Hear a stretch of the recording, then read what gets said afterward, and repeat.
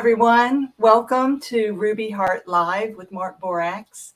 I'm Kathy Grace, speaking to you from Virginia, and I'm very pleased to introduce my personal astrologer, Mark Borax, Soul Level Astrologer and author extraordinaire. Mark, welcome. Mark's going to be covering Garden of Possibilities, getting down to essence today. Welcome, Mark. Thank you, Kathy. Howdy, everybody, and welcome to Ruby Streams. I'm going to bring us all into the Garden of Essence today through the sign of Taurus, which I look at as a garden of possibilities. Underneath everything that you're trying to get done, and underneath all the various semblances of the different layers of your personality, is your essence.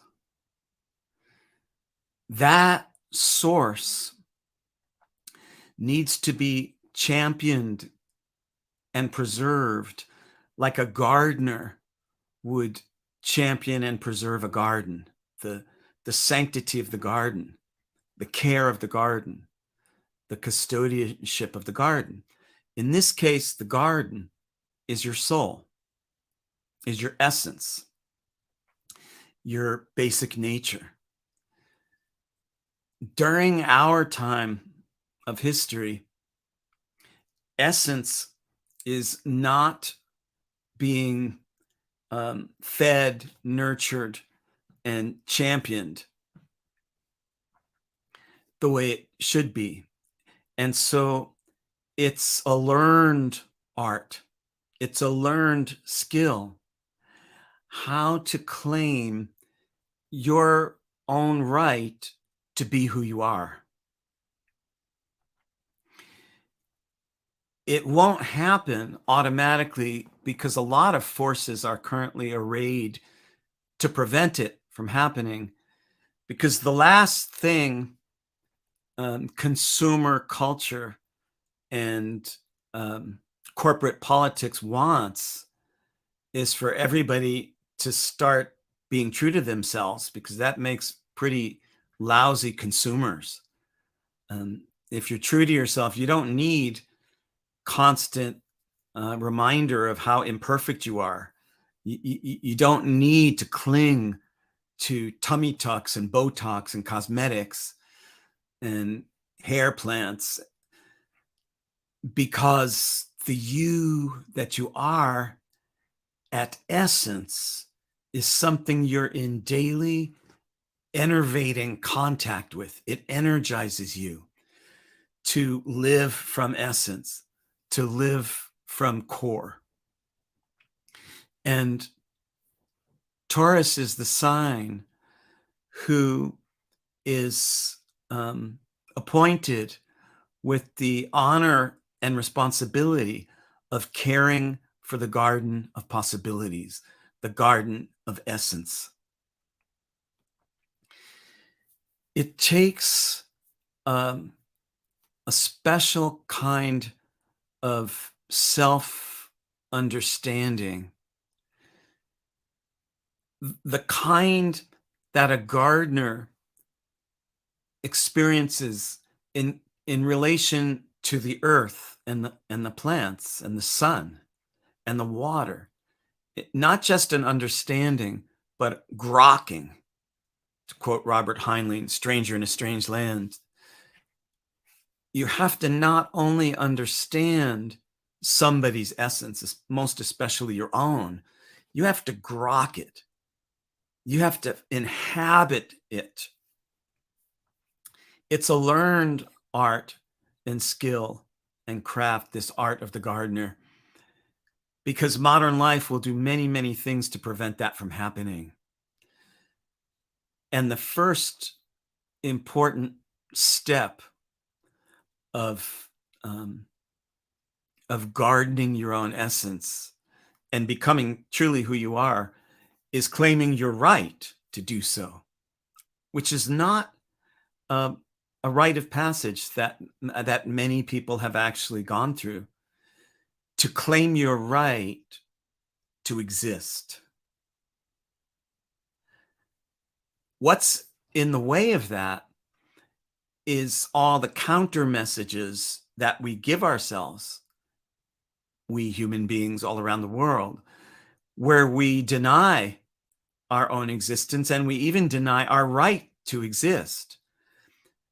As long as you go about life that way, your essence, the deepest garden within you, the garden of soul, is contested territory. It is not clear space. It is not sacred ground. Because until you claim your right to be who you are, other forces get in the way. Other forces come in between you and yourself. Modern society excels at coming between an individual and themselves, probably more than any other society throughout human history. So the intention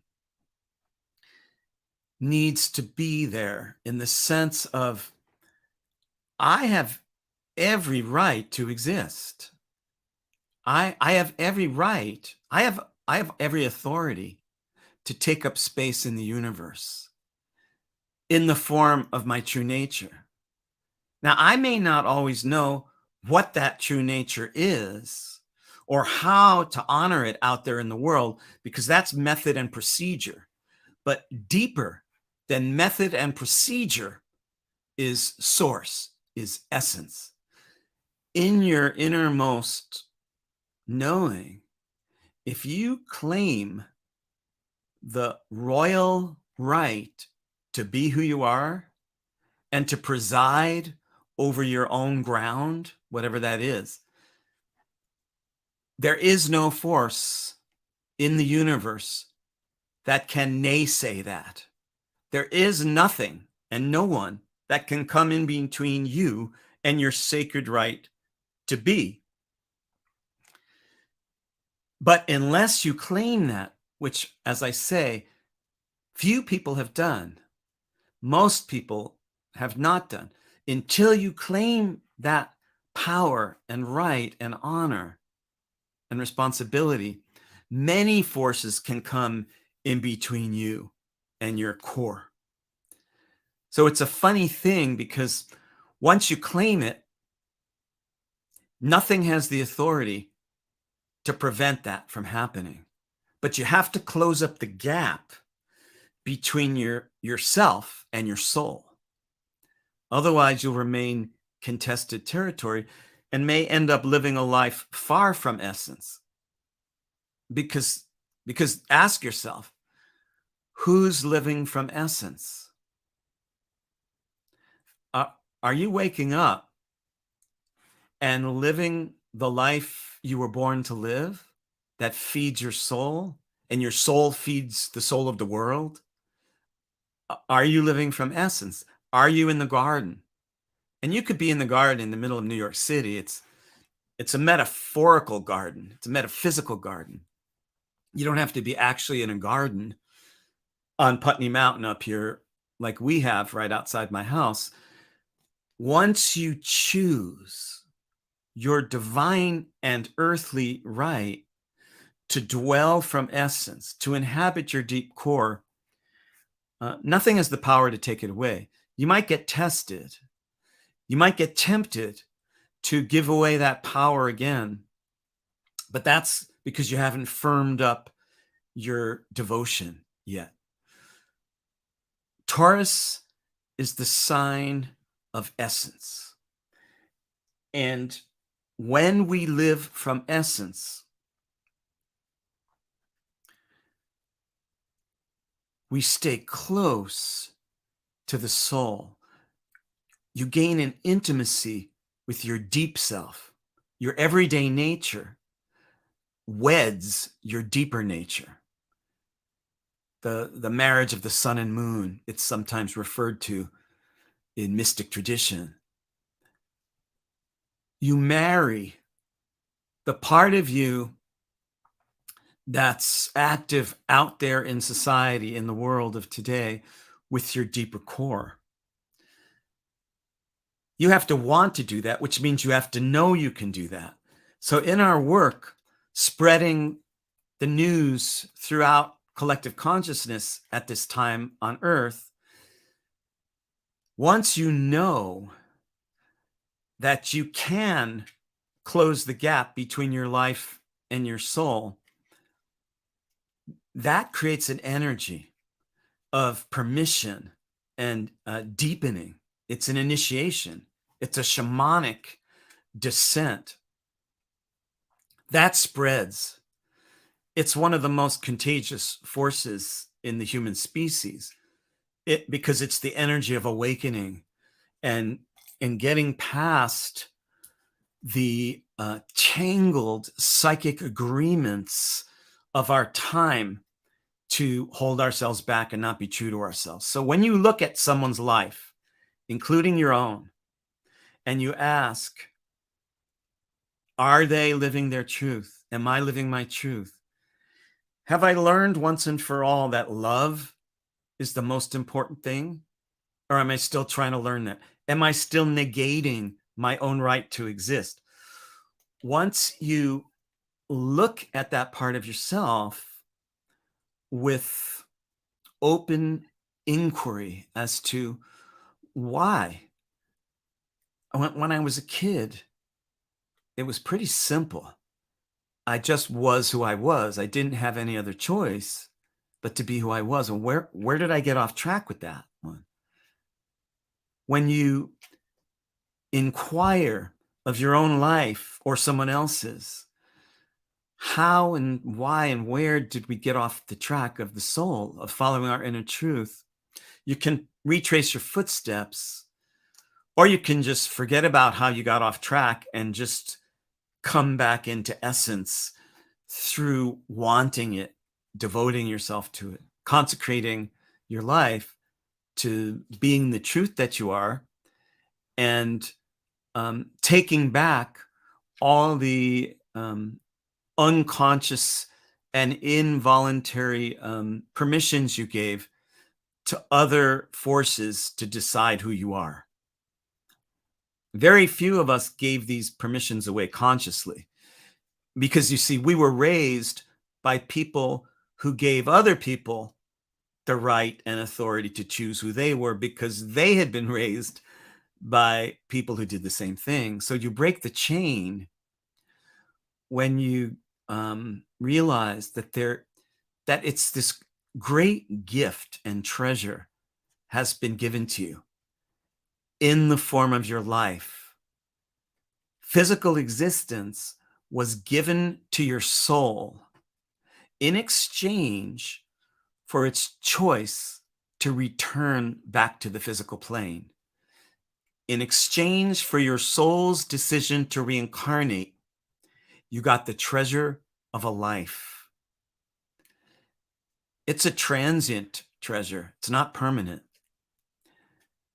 It's a challenging treasure.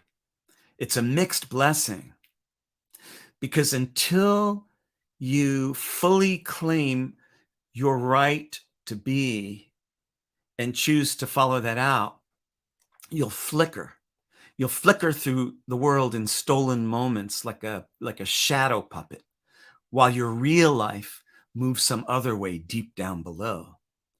But once you choose and fully accept the miracle of your own existence, things often become more grueling, more substantiated, more in your face. It doesn't usually make things easier, dwelling from essence at a time when very few people are, and many of your relationships may be predicated upon I'll not be me and you not be you, and then we'll get somewhere together. That's modern work, society, marriage. It's the unconscious agreement to not live from our truth and essence. When you break that taboo, you make waves like an invading bacteria you'll get swamped by the white blood cells of the collective body of humanity. Oh my God, someone's breaking away from the agreement to not hold themselves back. So it's a mixed blessing, but when you realize there's this incredible blessing offered to you that that you may not have fully taken yet, received, owned, made love to, prayed to, worshipped at the altar of your own beingness, not your own superiority, not self-worship because you're better than anybody else, but you've just claimed the mythopoetic grandeur and absurd human idiosyncrasy of being who you are. That's a rite of passage. That's a moment. You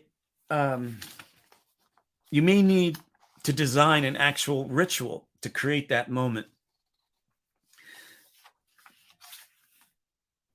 When you choose to live from essence, there's a sweetness that filters in between you and you. Even the harshest, most grueling, scarred and wounded experiences of your soul through reincarnation gain a kind of a sweetness. Sometimes it's a bittersweet, but the sweetness is the sweetness of reunion. Oh, right. This is me. This is me. This is me. This is me. I am. Whoa. The I that I am is. I am. I'm here. And the power of rediscovering your true nature is the power of re-entering the garden of possibilities. And when you make your life into an offering, like a gardener, you don't have total say over what happens. Even in your own life, you don't have total say over what happens, but you do have gardener's say. You can clear the weeds, turn over the soil, nourish the roots, water the plants, clear away the space for the sun to shine. You don't have total say over your life, over what happens, even your own part of it, let alone anyone else's, but you have gardener's say. You can bring your heart to it. You can get down on your knees. You can roll up your sleeves. You can get your hands in it. And that's how I'm presenting Taurus. I go a lot further with that in the Ruby Heart of the Dragon, which is going to come out on May 9th. But I'm going to check with my studio angels to see if there are any questions or comments or complaints or oaths or anything that I might need to be aware of what people on the various listening and viewing audiences might have to say.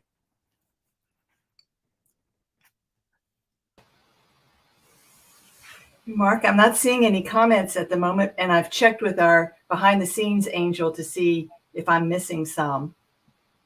Oh, wait, I think I see some now. Yeah, I do. All right, let's see. Jonathan says thank you for this offering. Well, Jonathan, you are so welcome. And it is my pure pleasure to reach out through the magic of modern technology and offer you glimpses from my soul level view. So thank you for thanking me.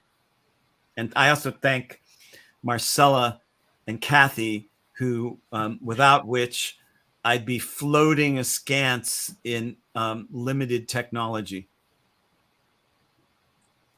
And we have a couple more comments. No questions that I can see so far, but John Phillips says this is amazing and original and really no other words to describe it. Oh, wow. Well, thank you. I've noticed lately, as I approach the age of 70, that my Sagittarian moon and rising extended adolescence, the more I let myself get amazed again, the more I seem to amaze people. So I'll take that, and I see you and I raise you. And because I can, I'll just pop in here live, Mark, as a fellow Taurian. And really just ask, I would love for you to talk more about how you see Taurus on that journey of learning. I mean, I loved the part where you were describing closing the gap between self and soul in order to not live in contested space. But that's such a huge thing for me, just being willing to take up, like, I want to say holy space versus the other kinds of spaces that we can inhabit. So I would just love for you to talk about that more if you're willing. I will, but I have to disappear for 1 minute. So tell the people something interesting. Okay. Well, let's see. Now that I'm trying to be interesting, that's always such a great quality when you're talking about essence and the sign of Taurus. Oh, I just didn't want to be in contested space, so I removed myself entirely.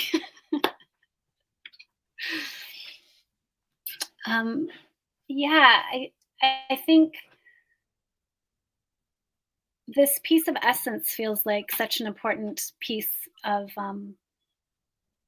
foundation work for the sign of Taurus, especially because our desire to serve is so, so strong. And when you become devoted to a false world, it can be easy to actually not really know the difference between the inner strength and the inner heart and the inner devotion that's there, that exists, I feel, between Taurians and the environments that they're in.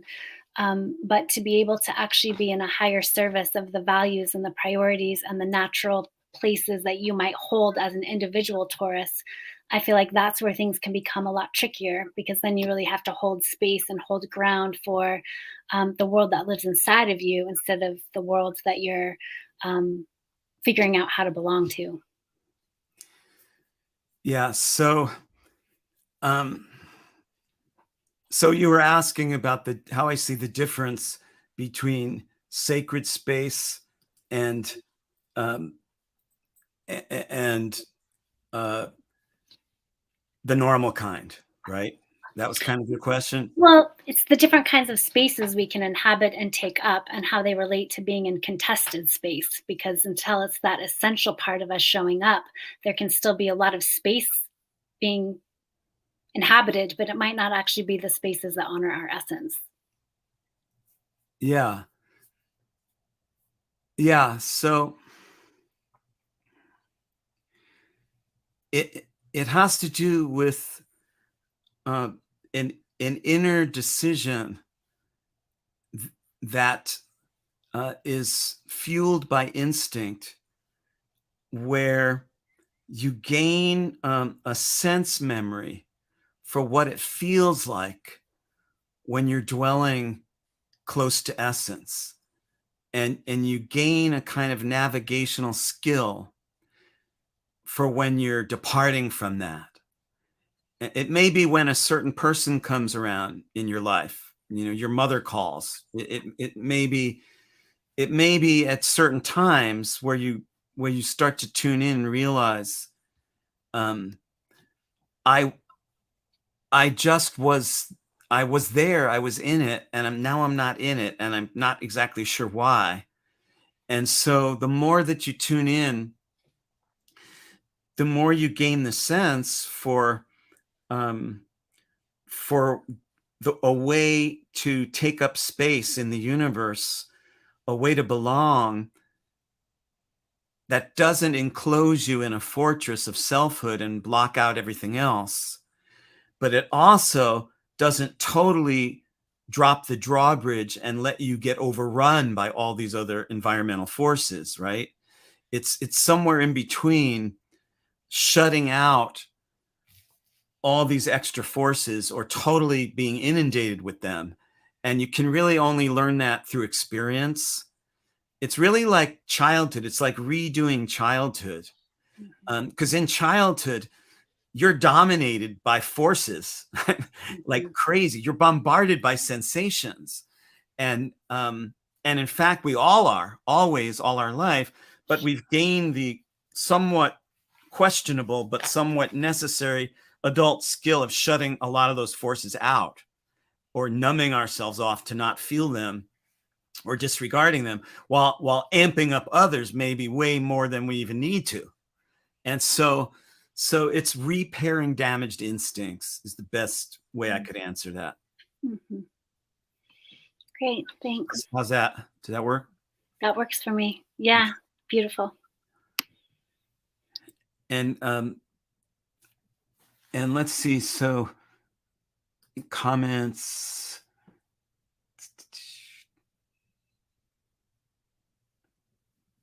Facebook user. So Taurus supports us in the gardening of the soul connection. Yeah. So I imagine we look to see where Taurus is currently in our chart. Well, Taurus will always be in the same part of your chart, but certain planets might currently be moving through Taurus in your chart. So when you look to where Taurus is in your chart, that's your garden. That's a route to the soul, because there's many different routes down to the soul. Some of them totally nonverbal. You can get to your soul and live from essence and never say a word of it. In fact, saying a lot of words can preclude dwelling in essence. So yes, wherever Taurus is in your chart and what planets may or may not be activating that, it's a channel to essence. It's an underground spring that nourishes the loam of the garden. Just think if we were trained in this skill from childhood on, your parents would say to you, we don't care who you end up marrying. If you marry a man or a woman or an Eskimo or a Japanese person or somebody black or somebody white or nobody at all. We don't care if you ever get married. We don't care if you marry 3 different people. We don't care if you make a lot of money and keep the neighbors happy and win awards and do great in school. We don't care about so many things, but we do care about one thing. You listen to the inner truth of your soul, and you follow that now and for the rest of your life, and never let anyone talk you out of it. We would grow up honoring essence, but since few of us were raised that way, we have to say that to ourselves a lot.